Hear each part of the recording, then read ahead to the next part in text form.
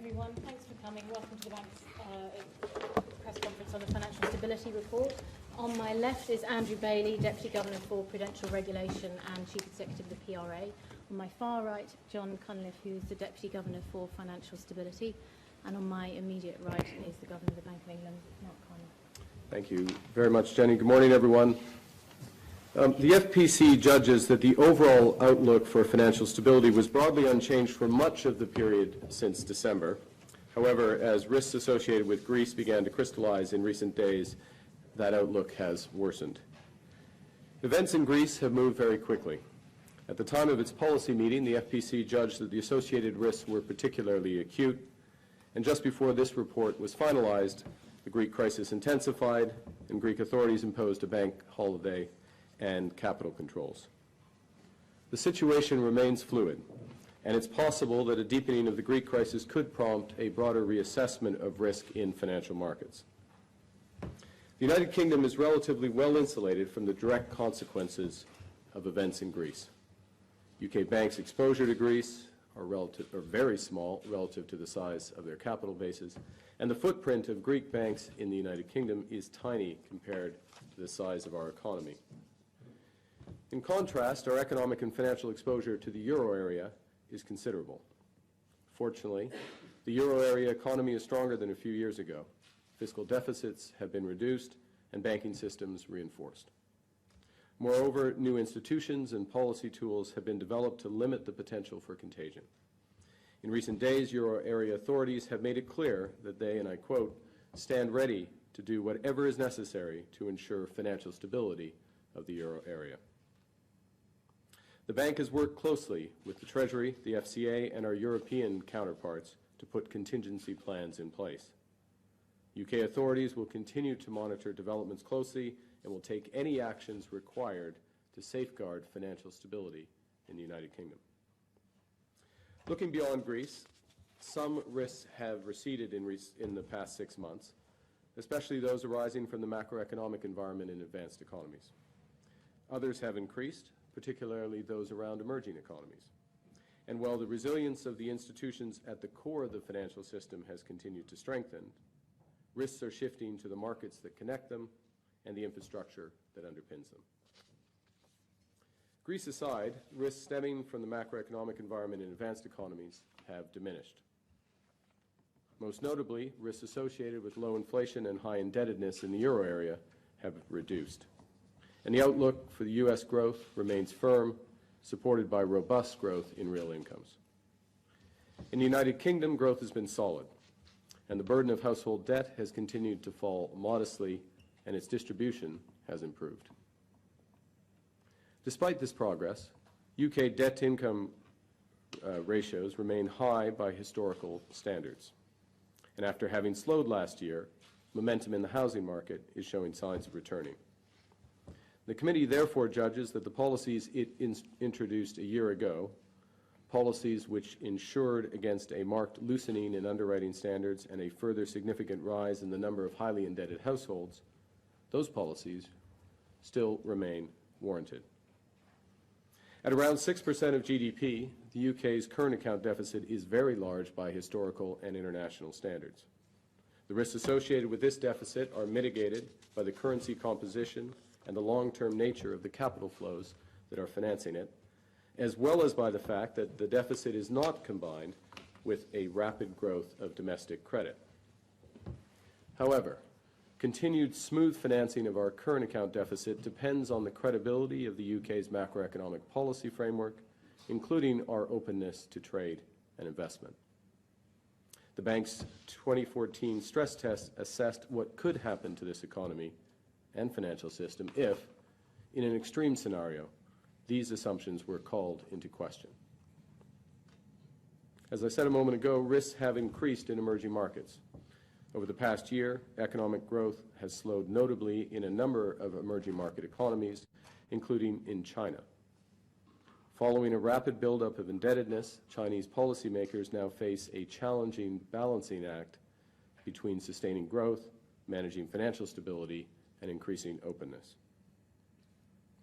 More generally, vulnerabilities have increased in a number of emerging market economies following a long period of capital inflows and rising private indebtedness, much of which has been financed through the capital markets and in U.S. dollars.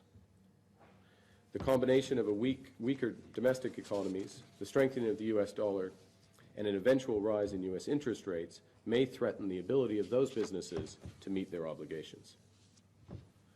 UK banks' direct exposures to emerging markets in China stand at around 3.5 times their core equity Tier 1 capital. The bank will assess the vulnerability of major UK banks to an emerging markets downturn as part of its 2015 stress test. The risks we've identified should be weighed against the increasing resilience of our banking system, where capital positions have continued to improve in the past 6 months. As it moves from design to implementation of the requirement for banks, the committee is pivoting to focus on the risks in and resilience of markets. The risks arising from Greece and the global economy will test market liquidity and could potentially trigger broader adjustments in financial markets. In many markets, average trade sizes and market depth have fallen, and prices have become more volatile, with episodes of particularly sharp intraday price changes. But greater volatility does not in and of itself threaten financial stability. Indeed, to the extent it reflects stronger prudential requirements, it's a product of a welcome increase in the resilience of the core of the financial system. Markets will adjust over time to this new reality. The risk that concerns the FPC is that an adjustment in risk appetite could lead to a persistent dislocation in financing markets, dislocations which could be a product of the interaction between regulation, changes to market structure, and the rapid growth of market participants who take continuous market liquidity for granted. And this is one reason why the FPC is interested in the activities of asset managers. The FPC has been working since March to deepen its understanding of the macro-prudential risks associated with market liquidity. It will consider a final report in September and any potential actions thereafter. The Bank of England is also working through the FSB to assess these risks globally, and it will convene an open forum of a broad range of stakeholders on November the 11th to discuss developments in market functioning and potential measures to improve market resilience. Now, financial risks are not the only considerations relevant to financial stability. Misconduct has undercut public trust in the financial system, exposing fault lines in markets' soft infrastructure and posing risk to systemic stability with direct economic consequences. Fines and redress costs paid by UK banks now total £30 billion, roughly equivalent to all the capital these banks have raised privately since 2009. The committee will review the adequacy of sector-wide projections of future misconduct costs in its 2015 stress test. Now, fines will not rebuild trust in markets. That will require a better balance between firm and individual accountability. And the Fair and Effective Markets Review shows the way forward with a series of concrete initiatives at domestic and global levels. The FPC is also alert to operational risks or operational threats to hard infrastructure of the financial system. Across all sectors, for example, 90% of large businesses have experienced breaches of IT security over the course of this past year, with financial firms amongst the most targeted. As a consequence, the financial sector should continue to build its resilience to cyber risks and its capability to recover quickly. The adaptive nature of the threat means that the ways of managing the risk must continually evolve. And this requires strong governance at the most senior levels of banks.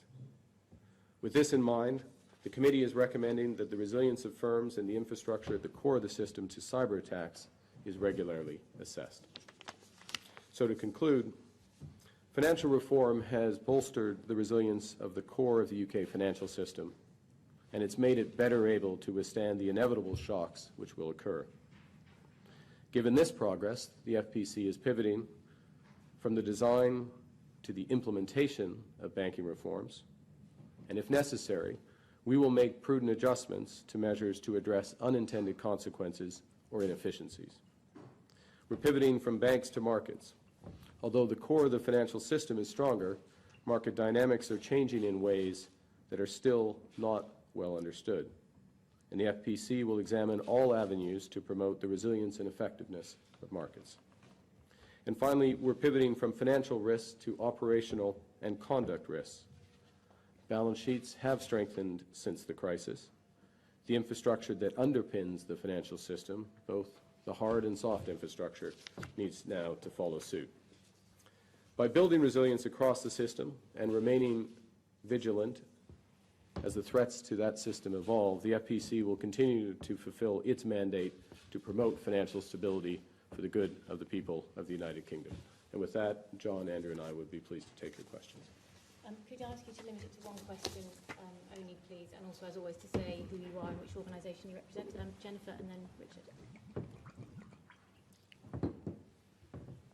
Jennifer Ryan from Bloomberg News. Could you walk us through the process by which you changed your assessment of the risks to being more severe in light of what's been happening in Greece? So did you convene a full emergency meeting of the FPC? Did you have a call with other central bank heads? Anything else that you did? And can you specify a little bit more about what particular risk it was, perhaps, that prompted you to say, okay, this is it. We need to have a rethink of our assessment? Yeah. Thank you, Jennifer. I tried to be as clear as possible. If this press conference had taken place 2 weeks ago, we would have balanced the risk to financial stability against the increased resilience of the UK system and of the UK economy as well. And we would have said at that point that, broadly speaking, the outlook for financial stability was unchanged from December. Events in Greece have tipped the balance to the outlook has worsened, as you will have noted. And in terms of the specifics of the process, yes, we had discussion of the committee to come to that conclusion. The committee is fully briefed on developments in Greece, fully briefed on the contingency plans. They were fully briefed on contingency plans in advance, but also in terms of what elements of those contingency plans either have become operational or may become operational, and the determination of the committee was consistent with the conclusions in the report. You mentioned one other aspect. Have we been in close contact with our European partners? Absolutely. We have been in close contact with our European partners on issues related to Greece, potential contagion from issues around the integrity of the euro area for a number of years. We have been in more intensive contact since the negotiations began with respect to specific issues around Greece, and we've been in almost continual contact with our European colleagues since the events over the course of the last 2 weeks. Thank you. Richard Edgar from ITV News. Governor, you say that, it's on a similar theme, you say that events in Greece are moving very quickly, as they appear to be this morning again. But can I focus on one of the comments in the report, that risks in relation to Greece are acute and that UK could be affected by the wider effects of a collapse? Briefly, how would somebody in the UK feel that? And on a separate note, chart A9 in the report shows that the UK's got higher exposure to China than any other major advanced economy. Is that more of a concern than Greece? Yeah. Two things. In terms of the impact of Greece on the United Kingdom, just to recap something I think you know, Richard, but the direct exposure is minimal. Whether it's of banks or even our businesses, there is personal exposure, if you will. There are fellows, there are British people holidaying in Greece, either planned or actual, so they have some exposure there. But the direct exposure is minimal. So the issue is, becomes a question of what happens more broadly to risk appetite in financial markets, and ultimately for businesses and households as a consequence of that. Now, the possibility of an intensification of the Greek crisis has been known for some time. It's been known for a number of years.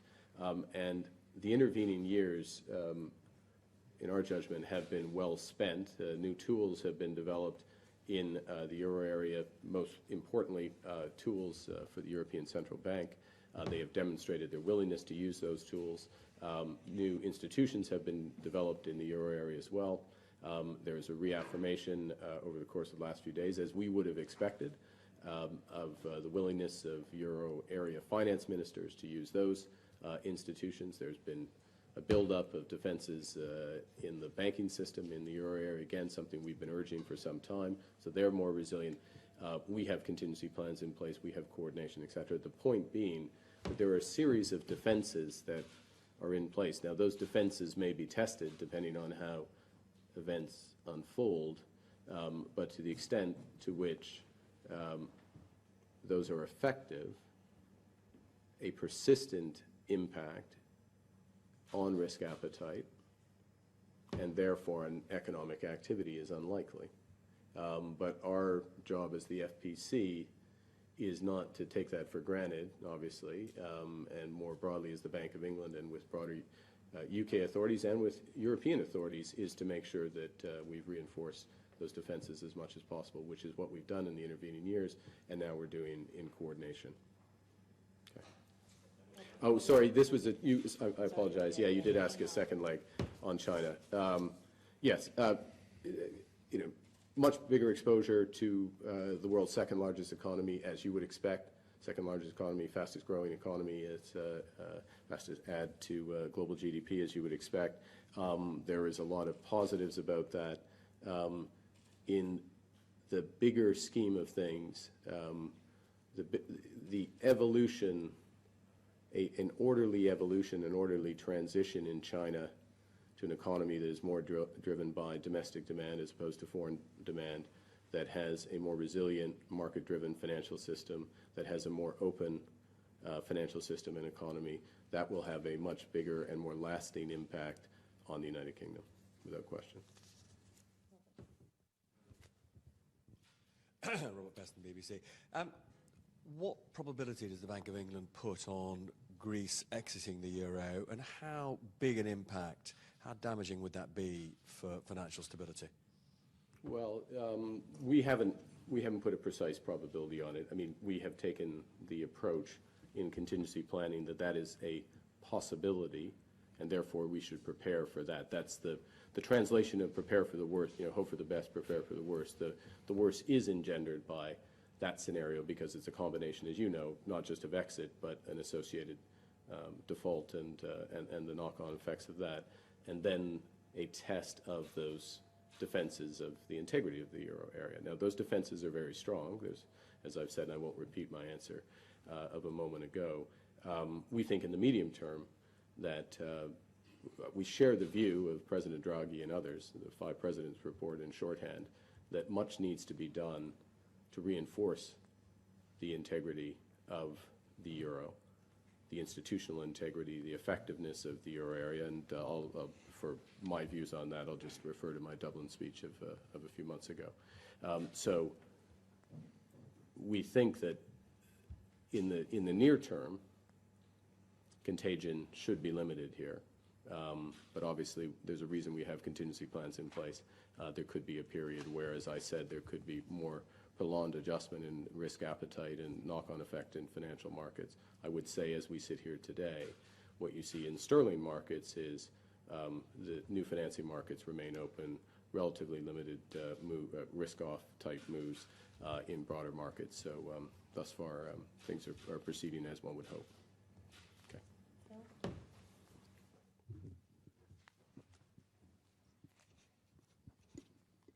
Phil Aldrich at The Times.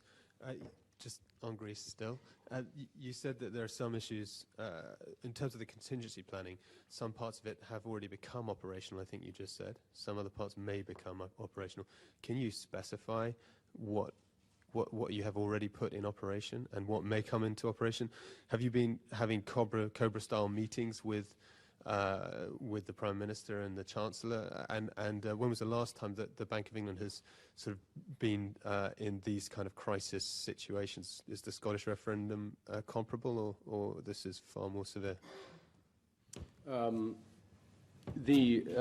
Actually, I'll do shorthand on Scottish referendum. As you may recall, we released what our contingency plans were and what we did in the run-up to that, and so I'll just refer to that because that's in the public domain. In terms of what we have been doing, yes, we have attended COBRA meetings. Andrew Bailey and I have attended them. That's part of a broader set of discussions with other authorities, including the FCA, importantly, as well as the Treasury domestically, to be coordinated, share information, but also be coordinated on action. Let me say one word on some of the things we've done, and I will pass to Andrew because it's most relevant to the PRA. So there are some Greek institutions that operate in the UK. There are branches of 4 Greek banks, one bank via Luxembourg, one branch via Luxembourg, and there's one subsidiary here.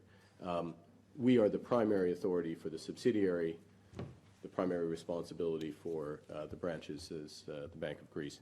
But we have supervisory oversight, and not supervisory, we have an ability to affect certain changes in the liquidity management of those institutions. We have anticipated this possibility. They have anticipated those the possibilities, and certain things we have stepped up our degree of scrutiny and monitoring and protection for the individuals in those institutions, to the extent we can, recognizing, I'll stop with this and hand to Andrew, that the responsibility for the branches, the ultimate responsibility of the Greek authorities, the deposit protection for deposits in Greek branches is the Greek deposit scheme, and the ultimate supervisor is the Greek. But Andrew. Well, that's right. I mean, we've stepped up to very close monitoring, as you may expect. I mean, I think the answer to your question for a comparator is probably Cyprus 2 years, or just over 2 years ago. I mean, that in terms of the nature and level of our activity. I think the only thing I would add to the Governor's description, as you might expect, is that on the other side of the coin, the one UK bank that is actively involved in Greece is HSBC. And again, as in Cyprus, I mean, the measures taken by the government affect all banks operating in Greece, whether you're a Greek domestic bank or a foreign bank operating in Greece. So, as you can imagine, we're in close touch with them, not because it's a threat to them as an institution, but there are obviously, the devil's always in the detail with this sort of thing. So, as you can imagine, we're in close contact. I'll make one last point, which is Andrew and his colleagues, part of European coordination.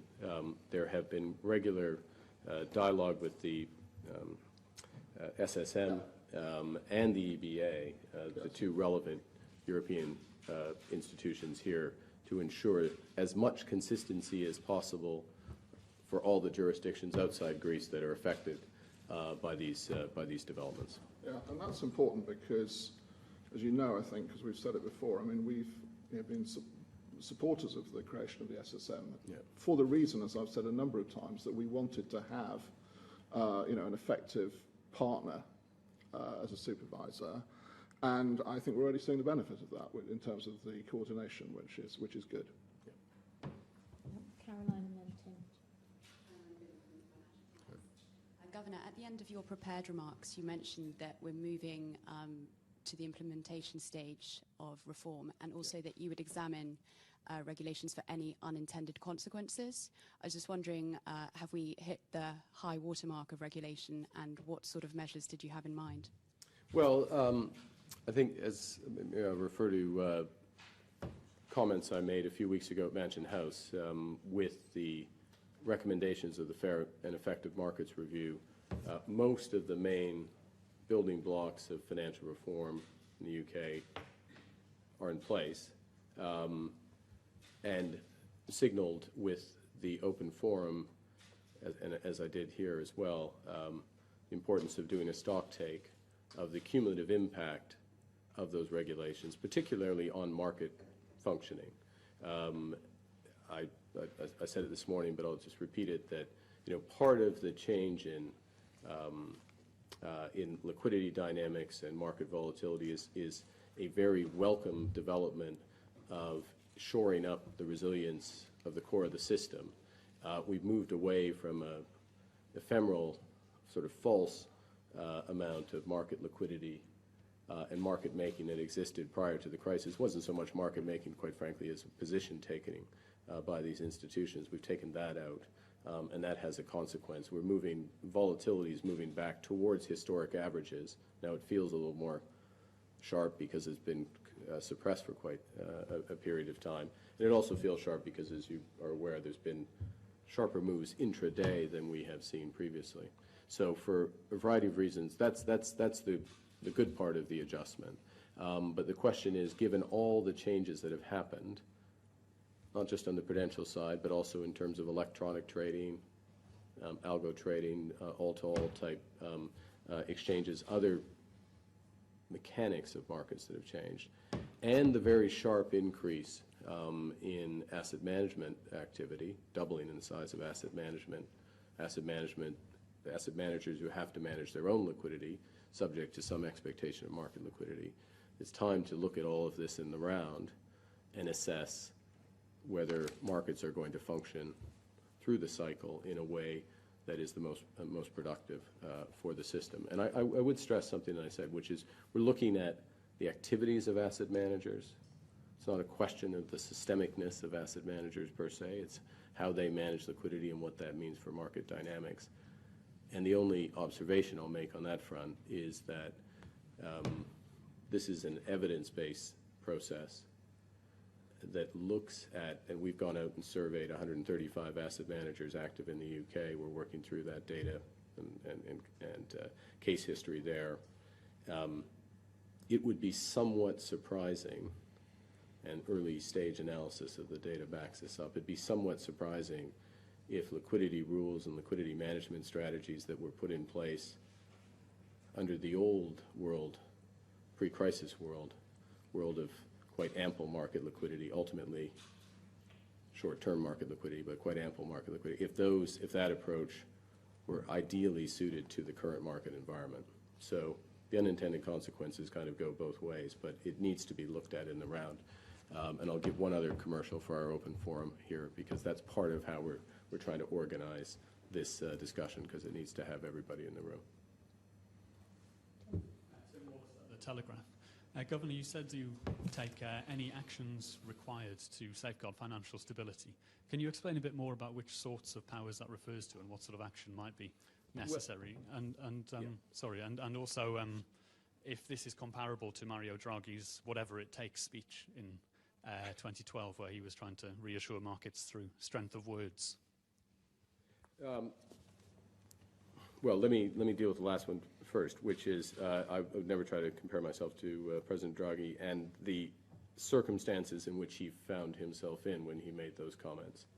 The risks, the existential risks that the euro was facing at that time, and the importance of what he said and subsequently backed up, the Governing Council backed up in terms of instruments. There's no comparison to the situation the Bank of England finds itself in today, where there are events that could have some spillover impacts, that could lead to broader risk-off behavior in markets and some knock-on effects, for which we have all the instruments we need right now to help mitigate, and which we have to some extent anticipated. And I think you'd be quite shocked if we hadn't anticipated this as at least a possibility. And remember, our job, particularly at the Financial Policy Committee, is to always look at the glass as being half empty and think about what could go wrong, and how do you prepare the system for that, and then make a judgment in terms of the cost benefit of taking out those preparations. In terms of specifics, I'm sorry, I'm not going to go into specifics of contingency plans in advance of operationalize. If we operationalize things, we'll let you know. I would say not all the tools are the responsibility of the Bank of England, but I would echo what Andrew Bailey said a moment ago, which is that we have worked in very close coordination with European authorities, all European institutions, and domestic authorities. And one thing I can assure you, based on that, is that it will be coordinated if we need to do something.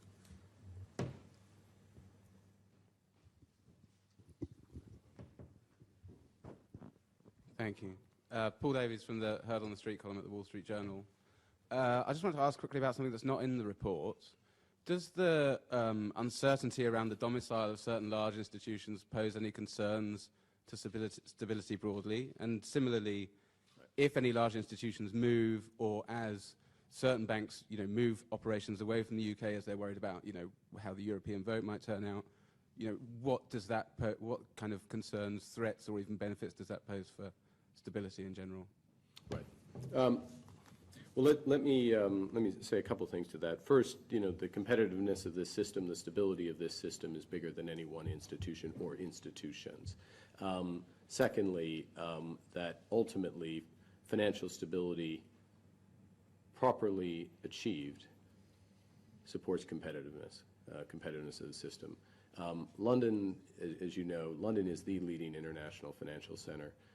We have a special responsibility as the largest venue for foreign exchange trading, the largest venue for international cross-border banking, the largest venue for international bond trading, the largest venue for derivatives. We have a special, and we have also a special responsibility given the size of our financial sector relative to the size of our economy at present and very much prospectively. If this is a competitive financial system, it's going to grow considerably in orders of magnitude relative to the size of this economy. We have a responsibility to make sure this system is resilient. So we have taken a number of measures in order to ensure that, not just the banks, but the markets and the market infrastructure. And we have a responsibility with others, particularly the FCA, to make sure, and they have primary responsibility for this, to make sure that the system acts with integrity. As the leading financial center, as one of the largest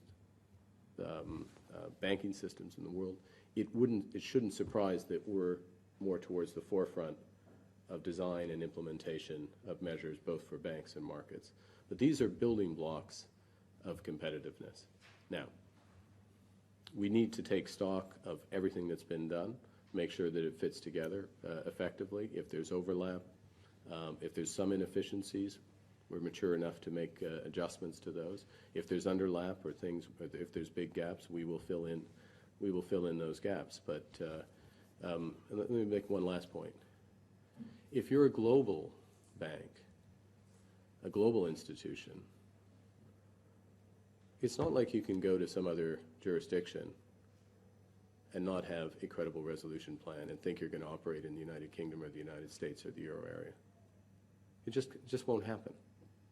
So and it's not like you can have a compensation scheme or a governance structure that doesn't meet international best standards and expect the same access to those markets as you would if you meet global standards. So is it better to meet those global standards early in a strong competitive system that acts with integrity, or to try to delay it and then end up meeting them in the end? But if more Sorry. It's one question only. We need to get round to everybody else, I'm afraid. All right, well, I answered that with the first part, which is this system is the competitiveness of the system, the stability of the system is much bigger, much more robust than any one or two institutions. George, and then Jill. Yeah, hi, George Hay from Reuters Breaking Views. Just in terms of ring fencing, some bankers, perhaps unsurprisingly, think that it will hurt the competitiveness of UK universal banks. I just wondered, from your perspective, does it matter if London or the UK has a UK top-tier universal bank based here from financial stability perspective or any other perspective? Let me start that. I'm going to turn to Andrew. Look, and it goes to the tail end of my answer to the last question, which is that if you're a global universal bank, you will need to have a credible resolution strategy. Part of having a credible resolution strategy is an ability to ensure that your major retail operations are recoverable. They may not be recovered in resolution, but that they can be recovered.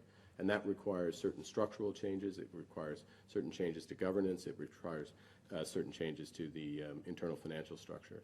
And that's particularly relevant if you choose a resolution strategy that has multiple points of entry. Now, either my colleagues can go into more detail on this, but maybe Andrew, since you've just put out the consultation papers on some of this stuff.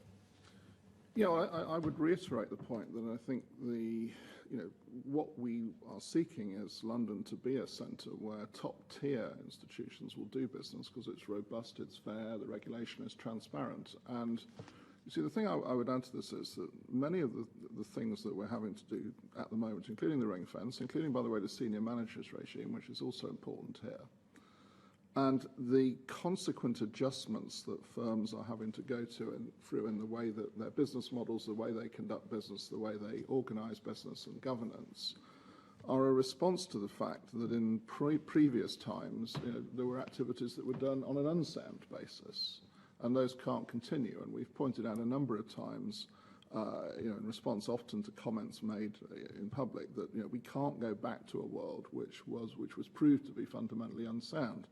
So those are the adjustments that are taking place, and the ring fence is a part of that. Now, let me just say in response to the Governor's point about how we're implementing it, as I've said many times, it is a detailed set of measures. Any structural measure is detailed by nature. Therefore, we're doing essentially two things. Obviously, with the government, there's been legislation, the rules are being made. And then, as we've said, in the consultations we've put out and the comments we've made, we are working with each institution. Of course, there aren't a large number of them, but we're working with each institution on the implementation of it as it affects them, because they're each different in that sense. This type of measure gets down to a point where you have to obviously reflect and take into account the differences in the institutions you're dealing with. That's what we're doing, but it will be a consistent outcome, but it will reflect the differences of the institutions. And so there is a very substantial amount of detailed work going on between us and the institutions at the moment to work out how we can effectively put this into practice, and that's what we're doing. As the Governor said, we've done one consultation paper. We've said we will put out the second consultation paper in the autumn, and between those two, pretty much all of it will then be transparent. Jill, and then Harry. Jill Treenall from The Guardian. Governor, my question's about Greece again, I'm afraid. Assuming the referendum does take place on Sunday, as I think is still the current situation, what would your recommendation be to the Greek people about how to vote? Well, here's a surprise, Jill. I'm not going to make a recommendation to the Greek people. I'll see if Mr. Cunliffe would like to volunteer one. I think it's important that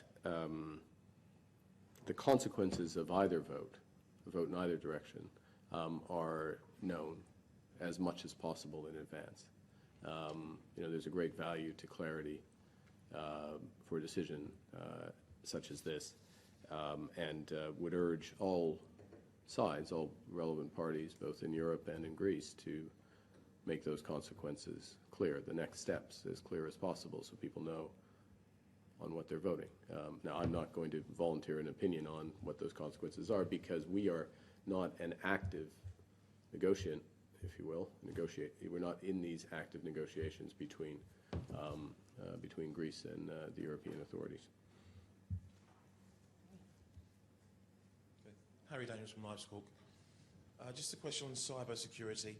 I've seen on the survey here that cyber attacks are the second from bottom risk in terms of concern for the sector.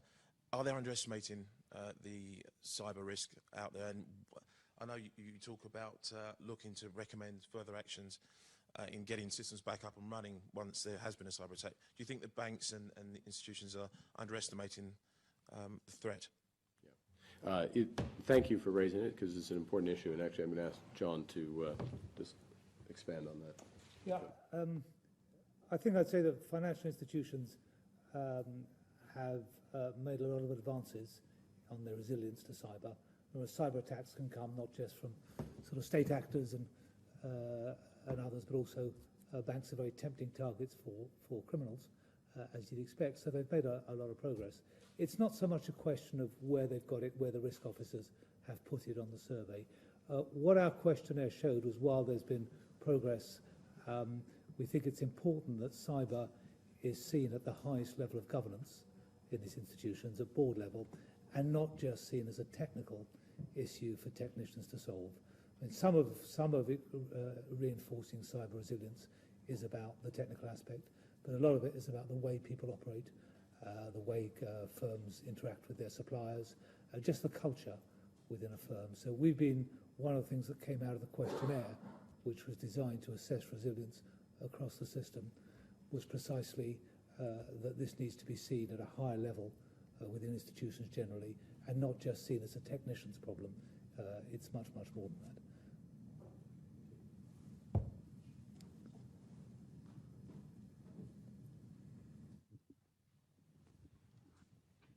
Jennifer Ryan from Bloomberg News. This is a question for a risk that is not mentioned as one of the key risks. It's about the low interest rate environment.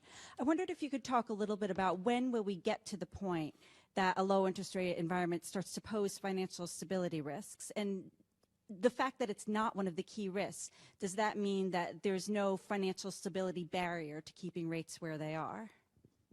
Well, very good question. I guess the way I would characterize is there is this backdrop, obviously, of a low interest rate environment and the prospect of a relatively low interest rate environment for quite some time, right? That's to use the limited and gradual, translate limited and gradual into financial stability space. And what the committee has done over time is to move down into areas where those types of risks could manifest. So the housing market risk, there's a variety of factors that drive them, but one of them is actually the low rate environment. And so the question we ask is, what can we do to mitigate some of the housing risks? And I'll remind that our focus on housing is not about prices, and obviously we can't affect housing supply. It's about the buildup of a large, potential buildup of a large cohort of heavily indebted households that will exacerbate, magnify the economic cycle. In other words, we'll have a much deeper recession and much shallower recovery next time round. And so we took steps around that.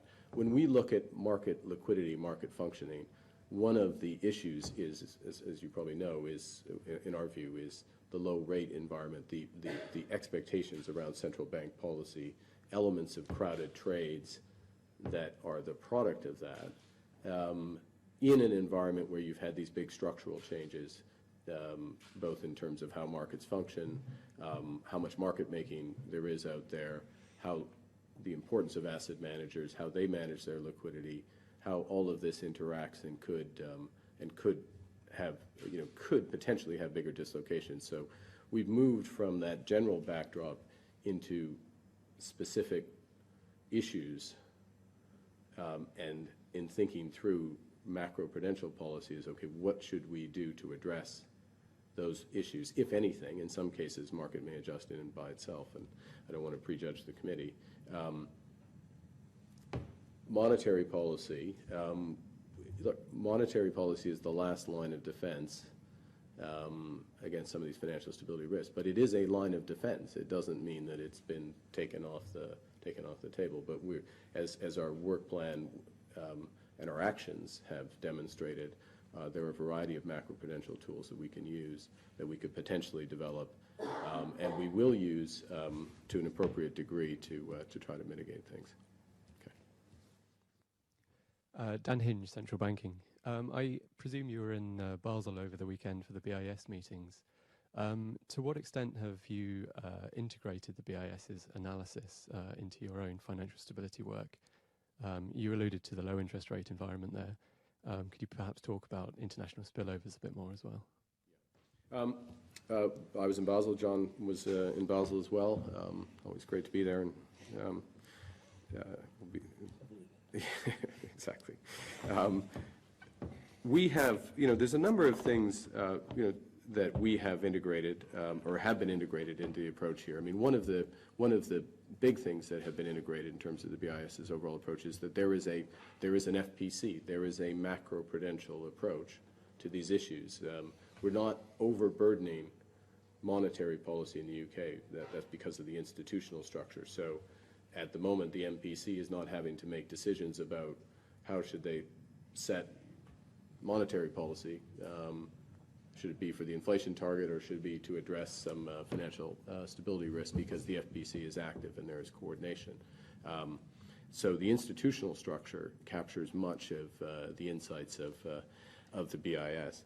I think one thing where we would have a bit of a difference with the BIS is, at least in terms of how they produce their reports and think about the way the world operates, is there is the BIS abstracts from the political economy of central banking, the reality that we have delegated authority, we have clear mandates, we have to be accountable for exercising against those mandates. We can't just stand up one day and decide we're going to tighten policy for the sake of it and move away from very clear either inflation remits or financial stability remits. We have to, quite rightly, we have to justify what we do, and we have to be disciplined in how we do it. Last point on international spillovers, both for financial stability through risk-taking channels, through financial market channels, and through direct channels. Without question, we think in those terms as well. The principal thing, though, we can do is to be active and as coordinated and open as possible with our colleagues, and we do that in Basel. We do it at the FSB, and we do it. John and I do it at the European Systemic Risk Board as well, which is actually quite an effective mechanism for some of the stuff, and some of the Greek contingency elements came out of that. Ian King, Sky News.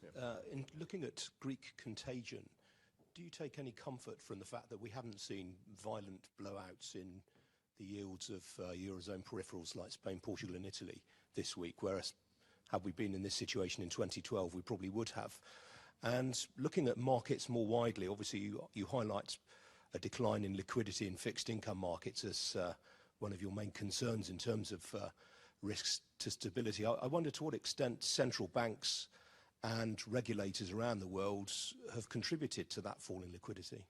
Yeah, I think you're right. I mean, things are very different from 2012, and the reaction to events of the last 5-6 days would have been very different then, and that shows, as I say, the time has been well spent in both improving the fundamentals in European economies, the European banking system, but also developing these tools and institutions to address contagion. But the situation's fluid. Things, defenses could be tested. It depends on how things evolve. I wouldn't want to, our eyes are wide open on this. We're not. Our job is not to be complacent. You wouldn't expect us to be complacent about things. So we'll be pretty fully engaged until the situation is resolved. On the liquidity front, yes, I'm sorry. On the liquidity front for central banks, look, we have some of the regulatory changes have, yes, they have reduced liquidity, but that is a good thing. There's a more sustainable level of liquidity in these markets. It's going to be less here today, gone tomorrow, as a consequence of that. In terms of our policies, there are, I think it is true that there are a series of positions. We've seen a number of circumstances where a series of positions have been heavily dependent on actual and anticipated central bank action. It's one of the products of being at the zero lower bound, I believe, and it's one of the reasons why we think about it that there could be an adjustment as central banks start to move off the zero lower bound. But that's something we're preparing for, and that's not something that should it's not something that should any way incapacitate central banks taking their monetary responsibilities.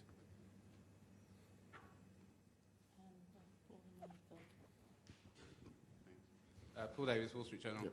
Just on the structure of the financing of the current accounts, obviously you take some comfort from the fact that it's moved into longer-term FDI and equity investments and that sort of thing. But are you not concerned that the UK might be subject to some kind of hot money style outflows at some point when macro situations change elsewhere in the world that will affect asset prices quite dramatically? Or do you simply think that even if that were the case, the fact that there has not been credit growth during this time means that the impact would be less problematic?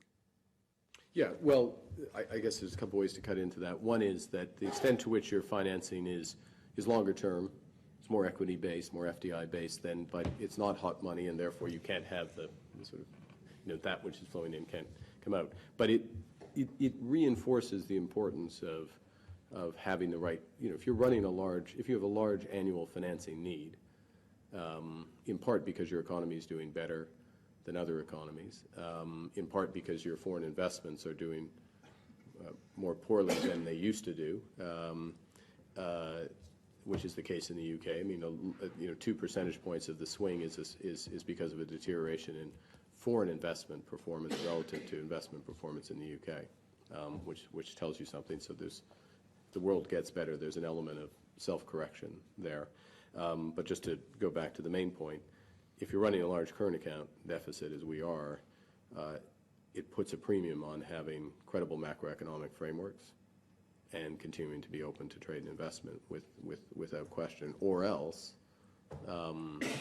financing will be less easy, terms will change, and there will have to be an adjustment in terms of domestic activity. Okay, Phil. Phil Aldrich at The Times. You single out buy-to-let in the housing market as being it looks like it's the biggest area of risk there. I just wonder whether you could clarify that you do believe it's the biggest area of risk in the housing market at the moment. And are you disappointed that last year when you asked for the LTI caps on residential mortgages, and you asked for it for buy-to-let at the same time, that it was stripped out by the Treasury? Are you disappointed that they didn't apply your request at the time? Well, let me a couple of words of context, and I'll ask John to expand on the risk. First, yeah, there has been a increase in buy-to-let as proportion of lending. It's gone up to about 20% of the flow of mortgages, now about 15% or so of the stock. So we're watching that. Our request, it's entirely reasonable for the government to split the request between owner-occupied and buy-to-let, and their intention is to consult on that later towards the end of the year. And we'll look forward to that. We are in a position, as we are in any financial stability, with any issue in financial stability, where we could make a recommendation related to buy-to-let. We clearly didn't think that was necessary. We decided there was no decision to make a recommendation with respect to buy-to-let. We see value in having the power in terms of accountability, speed of action, other aspects. But maybe I'll ask John to expand a bit on the risks around it. Yeah, I mean, 15% of the stock going up to 20% of the flow of new mortgages, buy-to-let. That's at the same time that the rental sector is growing as a proportion of the housing sector in the UK due to a number of other changes. The key thing is what's happening to underwriting standards, what's happening to income to interest cover, what's happening to LTVs in this sector. Are we seeing signs of those slipping? And I think we set it out in the report. And the underwriting standards seem to be holding, but there are more products on the market now which are above a loan-to-value of 75%. We need to see how that feeds through to the market. And the other question on buy-to-let is how does the buy-to-let market affect the rest of the housing market as a whole, which is why when we put out our document on the instruments we thought were necessary for the housing market, we thought buy-to-let was an important part of that because it impacts the general market as well as buy-to-let investors. At the moment, we haven't made a recommendation. We could make one. The action we took on owner-occupied housing last year was via a recommendation, not by direction powers. I think you need to see the question of the Treasury's forthcoming consultation on giving us powers of direction in the buy-to-let market, not to do with the current conjuncture. As I say, we used a recommendation on owner-occupied last year.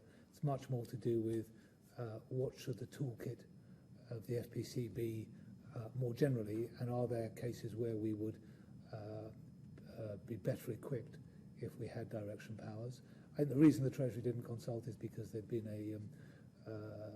quite a large discussion on the owner-occupier, because we'd put out our proposals there we hadn't done something on buy-to-let, but they made a commitment to consult on those tools, and we're expecting that to happen. Any more? From you, Jennifer? Jennifer Ryan from Bloomberg News. Okay, Jennifer, I got it now. It's a question about your concerns about liquidity and the fact that some instruments might not be adequately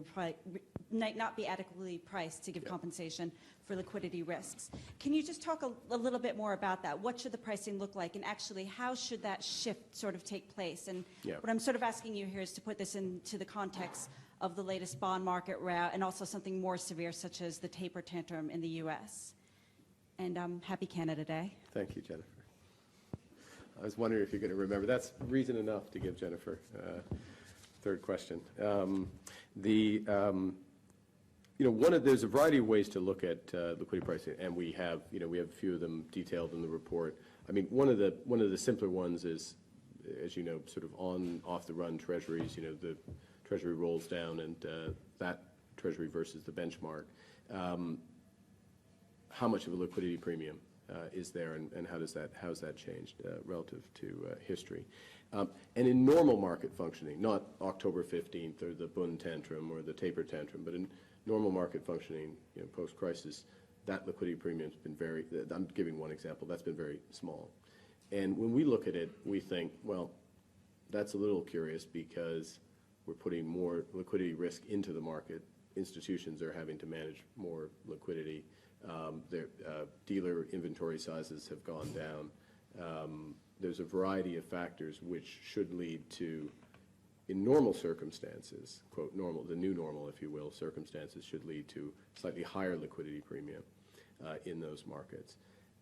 And in fact, just to take it all the way, that's one of the reasons, it's one of many reasons, but it's one of the reasons why we think equilibrium interest rates will be slightly lower than they would be otherwise. I mean, in that case, a slight adjustment to them because there will be this liquidity wedge that will be there in the new equilibrium, to speak like an economist, right? So over time. And we haven't seen that yet. Now, part of that could be the product of being at the zero lower bound, and it'll start to come in as policy begins to normalize. That's a benign adjustment. That's, so the volatility associated with that, the increase in liquidity premium that's associated with that, that's not to be leaned against, shall we say. The question is, are there other factors? And what do we learn from these intraday shocks? You use the taper tantrum, we could use the Bund tantrum, the behavior on October 15th around the Swiss franc as well. What do we learn from that in terms of market functioning? And are there other aspects that are going to lead to higher liquidity premia apart from just the shift in risk focus? And to what extent, to finish the thought, should we worry about that? Well, we worry about that is if we move to these higher liquidity premia, or it's quite volatile, the level of liquidity premia, and that itself leads to market dislocation and ultimately impedes the flow of capital to the economy via direct and indirect channels. In the end, that we have to be disciplined on that. So if it's a period of adjustment, it may be better just to let that flow through. But if it's going to mean that markets aren't functioning effectively or reliably in the future, we should do something about it. And we're open-minded about how it's going to evolve. We're not settled on how it's going to evolve, and therefore open-minded about what, if anything, should be done to correct it, which is why we're raising the point and having the dialogue. Okay. Thanks very much, everyone. Thank you.